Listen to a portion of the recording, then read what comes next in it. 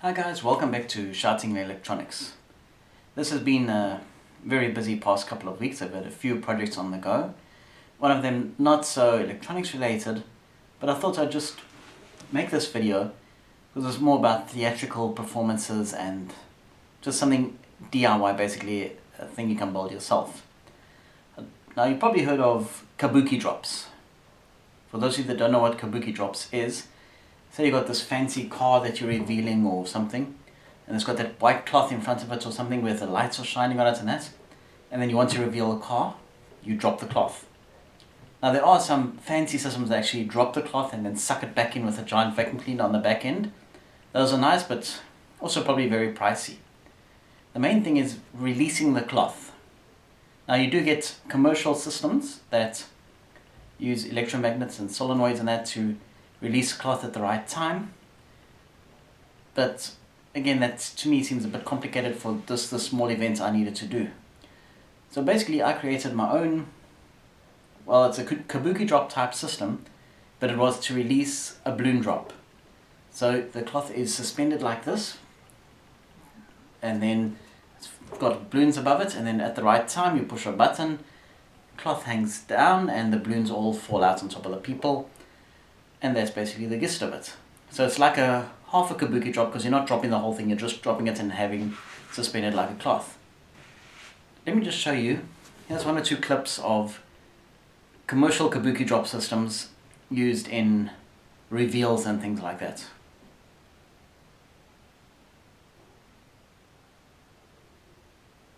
Okay, now this is what my balloon drop system actually looked like at this function.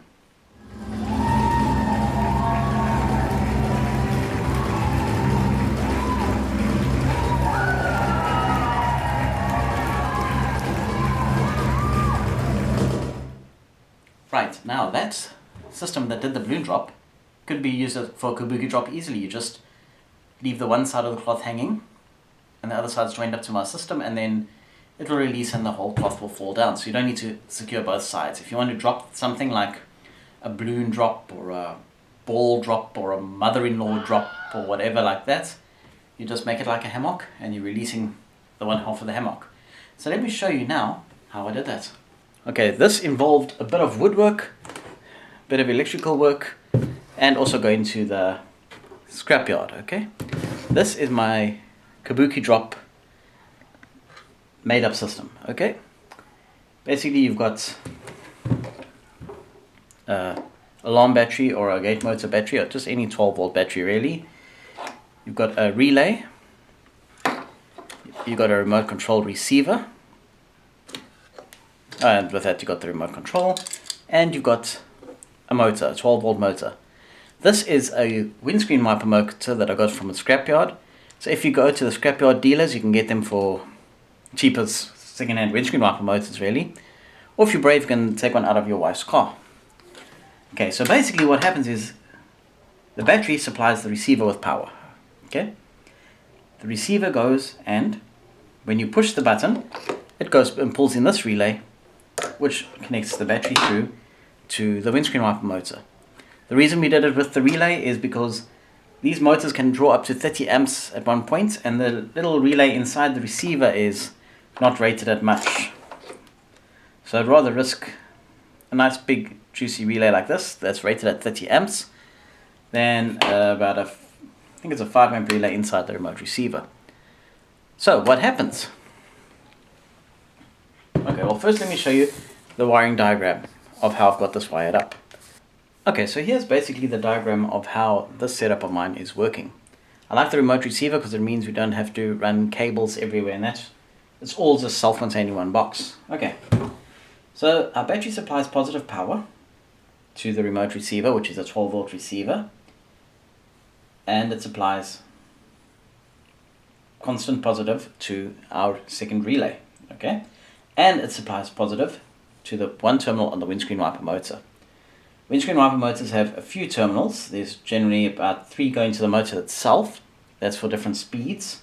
And then there's some for sensing to tell it when it's reached one stop or the other. Normally it's just different wipers inside there. So all I did was I just checked which wires went to the motor just by doing a resistance check there.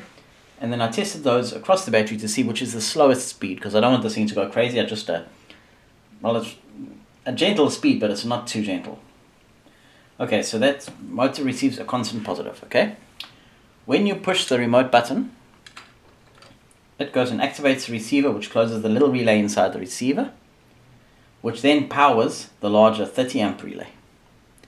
Where that 30 amp relay pulls in,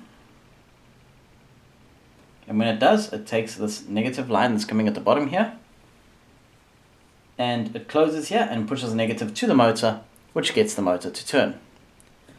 That's basically all the electrics you need to know about the system.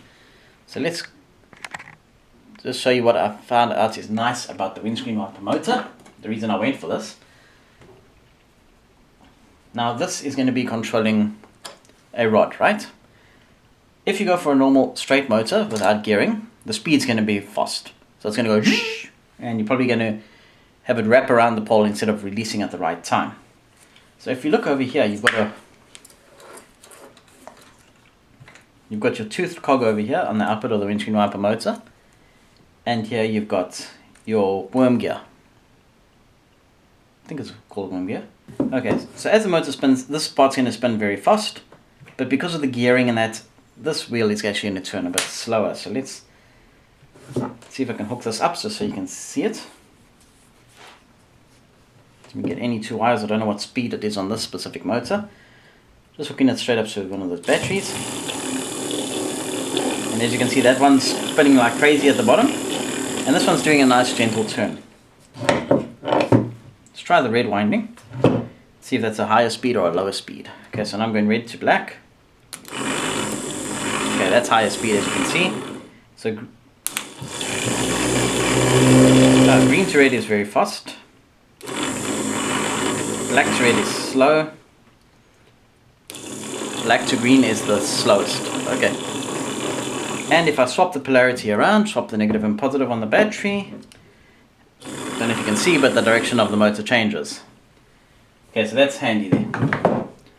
Okay, so now, what's nice about this setup is you've got a locking force over here. This cannot move very easily.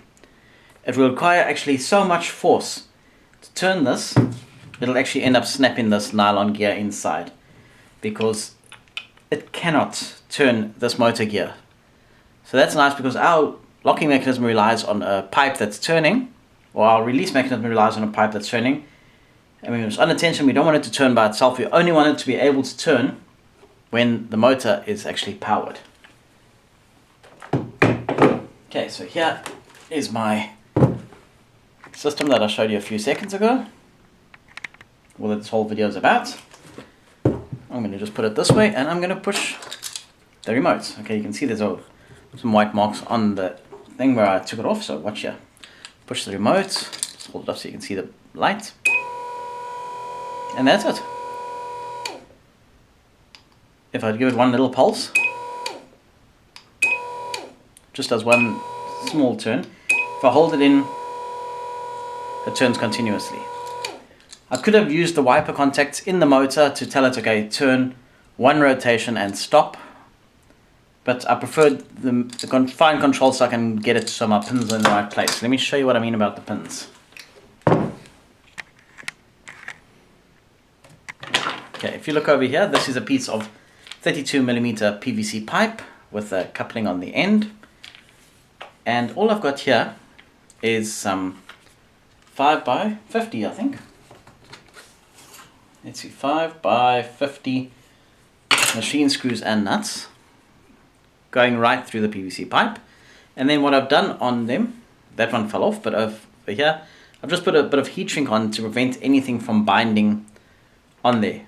Originally this was going to run straight with the net, and we didn't want the fabric of the net to get caught on the screw threads, so that was just a safety precaution. Later we did change it, as you can see in this photo, I hope, that we actually put keyring rings on the bottom of the fabric that we ended up using instead of the net. That basically allowed it to easily, it was hooked on here, easily pop off. Okay, now you're trying to figure out how this all actually works together, so let's just take it back a bit.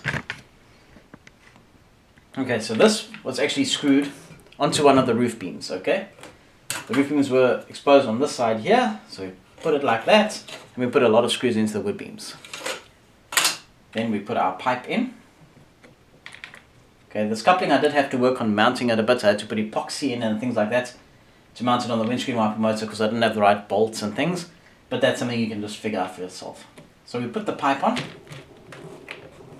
Already it's nice and tight. And also for safety I just put a little self-tapping screw in there the other day.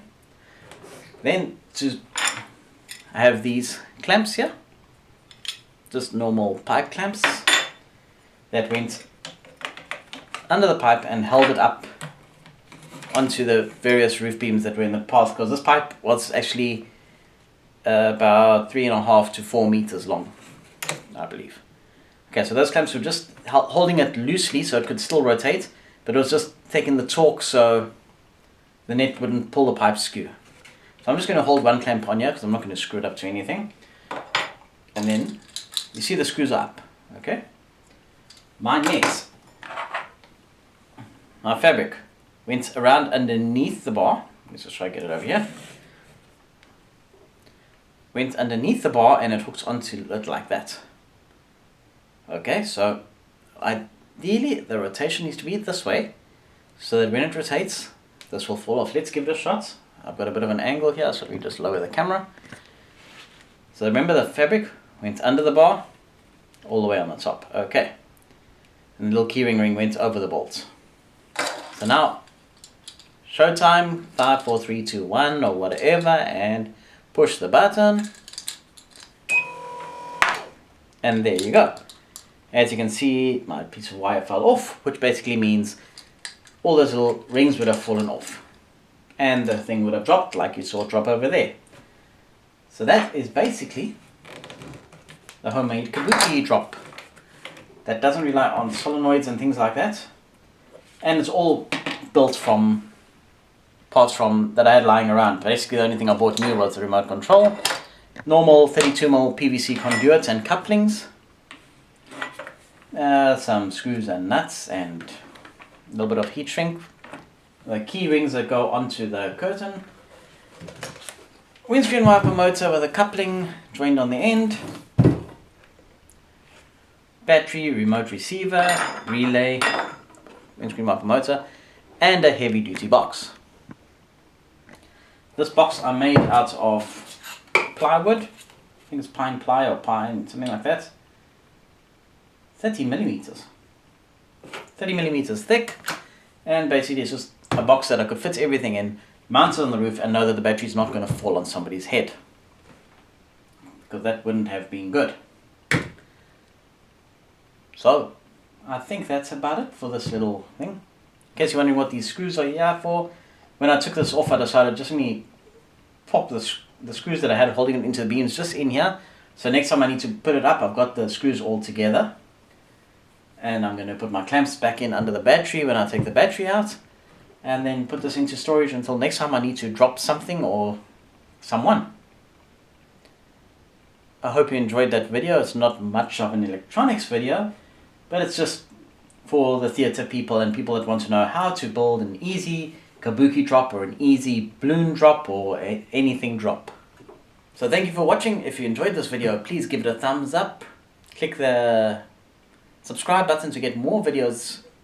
I don't just do videos about stage lighting or stage effects. I do videos about electronics mainly, but it's whatever I